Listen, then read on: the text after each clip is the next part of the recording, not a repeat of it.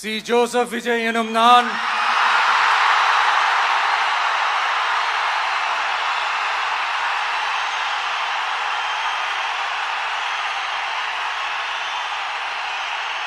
சட்டப்படி அமைக்கப்பெற்ற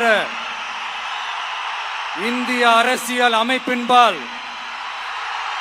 உண்மையான நம்பிக்கையும் மாறா பற்றும் கொண்டிருப்பேன் என்றும் இந்திய நாட்டின் ஒப்பில்லாத முழு முதல் ஆட்சியையும் ஒருமையையும் நிலை நிறுத்துவேன் என்றும் தமிழ்நாட்டு அரசின் முதலமைச்சராக உண்மையாகவும் உளச்சான்றின்படியும் என் கடமைகளை நிறைவேற்றுவேன் என்றும் அரசியல் அமைப்பிற்கும் சட்டத்திற்கும் இணங்க அச்சமும் ஒருதலை சார்பும் இன்றி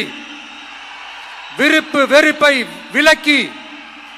பலதரப்பட்ட மக்கள் அனைவருக்கும் நேர்மையானதை செய்வேன் என்றும்